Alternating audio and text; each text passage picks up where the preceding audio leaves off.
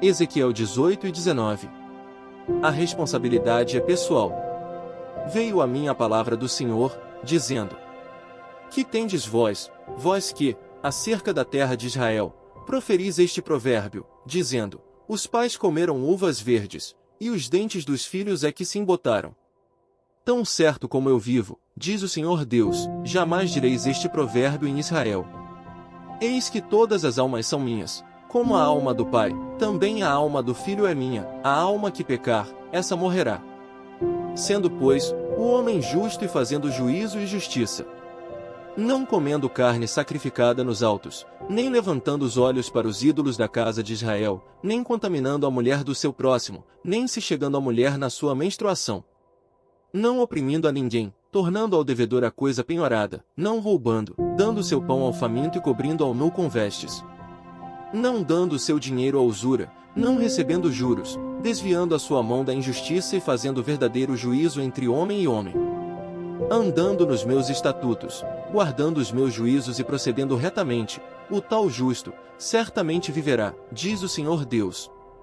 Se ele gerar um filho ladrão, derramador de sangue, que fizer a seu irmão qualquer destas coisas, e não cumprir todos aqueles deveres, mas antes, comer carne sacrificada nos altos, contaminar a mulher de seu próximo, oprimir ao pobre necessitado, praticar roubos, não tornar o penhor, levantar os olhos para os ídolos, cometer abominação, emprestar com usura e receber juros, porventura, viverá? Não viverá. Todas estas abominações ele fez e será morto, o seu sangue será sobre ele. Eis que, se ele gerar um filho que veja todos os pecados que seu pai fez, e vendo-os, não cometer coisas semelhantes, não comer carne sacrificada nos altos, não levantar os olhos para os ídolos da casa de Israel e não contaminar a mulher de seu próximo, não oprimir a ninguém, não retiver o penhor, não roubar, der o seu pão ao faminto, cobrir ao nu com vestes, desviar do pobre a mão, não receber usura e juros, fizer os meus juízos e andar nos meus estatutos, o tal não morrerá pela iniquidade de seu pai, certamente, viverá. Quanto a seu pai, porque praticou extorsão, roubou os bens do próximo e fez o que não era bom no meio de seu povo, eis que ele morrerá por causa de sua iniquidade. Mas dizeis, por que não leva o filho à iniquidade do pai? Porque o filho fez o que era reto e justo, e guardou todos os meus estatutos, e os praticou, por isso, certamente, viverá. A alma que pecar, essa morrerá. O filho não levará a iniquidade do pai, nem o pai, a iniquidade do filho. A justiça do justo ficará sobre ele, e a perversidade do perverso cairá sobre este.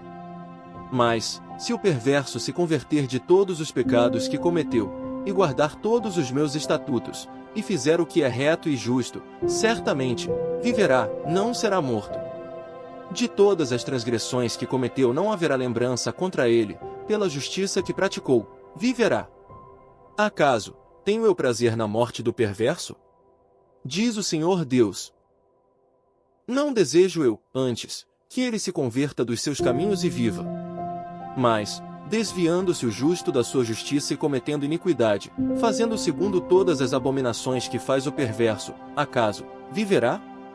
De todos os atos de justiça que tiver praticado não se fará memória, na sua transgressão com que transgrediu e no seu pecado que cometeu, neles morrerá. No entanto, dizeis, o caminho do Senhor não é direito. Ouvi, agora, ó casa de Israel, não é o meu caminho direito? Não são os vossos caminhos tortuosos? Desviando-se o justo da sua justiça e cometendo iniquidade, morrerá por causa dela, na iniquidade que cometeu, morrerá. Mas, convertendo-se o perverso da perversidade que cometeu e praticando o que é reto e justo, conservará ele a sua alma em vida. Pois se considera e se converte de todas as transgressões que cometeu, certamente, viverá, não será morto. No entanto, diz a casa de Israel, o caminho do Senhor não é direito. Não são os meus caminhos direitos, ó casa de Israel? E não são os vossos caminhos tortuosos? Portanto, eu vos julgarei, a cada um segundo os seus caminhos, ó casa de Israel, diz o Senhor Deus. Convertei-vos e desviai-vos de todas as vossas transgressões, e a iniquidade não vos servirá de tropeço. Lançai de vós todas as vossas transgressões com que transgredistes e criai em vós coração novo e espírito novo, pois, por que morreríeis, ó casa de Israel? Porque não tenho prazer na morte de ninguém, diz o Senhor Deus. Portanto, convertei-vos e vivei. A parábola do leão enjaulado. E tu levanta uma lamentação sobre os príncipes de Israel. E dize, quem é tua mãe? Uma leoa entre leões, a qual, deitada entre os leõezinhos, criou os seus filhotes. Criou um dos seus filhotinhos, o qual veio a ser leãozinho, e aprendeu a apanhar a presa, e devorou homens. As nações ouviram falar dele, e foi ele apanhado na cova que elas fizeram e levado com ganchos para a terra do Egito. Vendo a leoa frustrada e perdida a sua esperança, tomou outro dos seus filhotes e o fez leãozinho. Este, andando entre os leões, veio a ser um leãozinho, e aprendeu a apanhar a presa, e devorou homens. Aprendeu a fazer viúvas e a tornar desertas as cidades deles, ficaram estupefatos a terra e seus habitantes, ao ouvirem o seu rugido. Então, se ajuntaram contra ele as gentes das províncias em roda, estenderam sobre ele a rede, e foi apanhado na cova que elas fizeram. Com gancho, meteram-no em jaula, e o levaram ao rei da Babilônia, e fizeram-no entrar nos lugares fortes, para que se não ouvisse mais a sua voz nos montes de Israel. A parábola da videira arruinada. Tua mãe, de sua natureza, era a qual videira plantada junto às águas, plantada à borda, ela frutificou e se encheu de ramos, por causa das muitas águas. Tinha galhos fortes para cetros de dominadores, elevou-se a sua estatura entre os espessos ramos, e foi vista na sua altura com a multidão deles. Mas foi arrancada com furor e lançada por terra, e o vento oriental secou-lhe o fruto, quebraram-se e secaram os seus fortes galhos, e o fogo os consumiu. Agora, está plantada no deserto, numa terra seca e sedenta. Dos galhos dos seus ramos saiu fogo que consumiu o seu fruto, de maneira que já não há nela galho forte que sirva de cetro para dominar. Esta é uma lamentação e ficará servindo de lamentação. Hebreus 9 versículos 1 a 10. Os ritos, ofertas e sacrifícios mosaicos eram imperfeitos e ineficazes. Ora, a primeira aliança também tinha preceitos de serviço sagrado e o seu santuário terrestre. Com efeito, foi preparado o tabernáculo, cuja parte anterior, onde estavam o candeeiro, e a mesa, e a exposição dos pães, se chama o Santo Lugar. Por trás do segundo véu, se encontrava o tabernáculo que se chama o Santo dos Santos, ao qual pertencia um altar de ouro para o incenso e a arca da aliança totalmente coberta de ouro, na qual estava uma urna de ouro contendo maná, o bordão de Arão, que floresceu, e as tábuas da aliança. E sobre ela, os querubins de glória, que, com a sua sombra, cobriam o propiciatório. Dessas coisas, todavia, não falaremos agora, pormenorizadamente. Ora, depois de tudo isto assim preparado, continuamente entram no primeiro tabernáculo os sacerdotes, para realizar os serviços sagrados. Mas, no segundo, o sumo sacerdote, ele sozinho, uma vez por ano, não sem sangue, que oferece por si e pelos pecados de ignorância do povo. Querendo com isto dar a entender o Espírito Santo que ainda o caminho do santo lugar não se manifestou, enquanto o primeiro tabernáculo continua erguido. É isto uma parábola para a época presente, e segundo esta, se oferecem tanto dons como sacrifícios, embora estes, no tocante à consciência, sejam ineficazes para aperfeiçoar aquele que presta culto. Os quais não passam de ordenanças da carne, baseadas somente em comidas, e bebidas, e diversas abluções, impostas até ao tempo oportuno de reforma. Salmos 106 versículos 32 a 48. Depois, o indignaram nas águas de Meribá, e por causa deles, sucedeu mal a Moisés.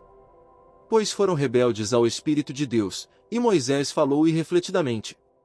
Não exterminaram os povos, como o Senhor lhes ordenara. Antes, se mesclaram com as nações e lhes aprenderam as obras. Deram culto a seus ídolos, os quais se lhes converteram em laço. Pois imolaram seus filhos e suas filhas aos demônios.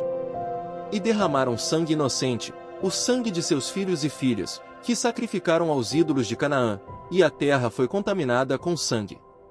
Assim se contaminaram com as suas obras e se prostituíram nos seus feitos.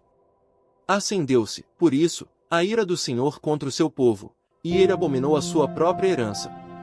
E os entregou ao poder das nações, sobre eles dominaram os que os odiavam. Também os oprimiram os seus inimigos, sob cujo poder foram subjugados. Muitas vezes os libertou, mas eles o provocaram com os seus conselhos, e por sua iniquidade, foram abatidos. Olhou-os, contudo, quando estavam angustiados e lhes ouviu o clamor. Lembrou-se, a favor deles, de sua aliança e se compadeceu, segundo a multidão de suas misericórdias. Fez também que lograssem compaixão de todos os que os levaram cativos.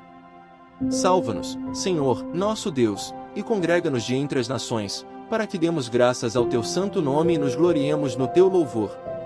Bendito seja o Senhor, Deus de Israel, de eternidade a eternidade, e todo o povo diga, Amém, Aleluia.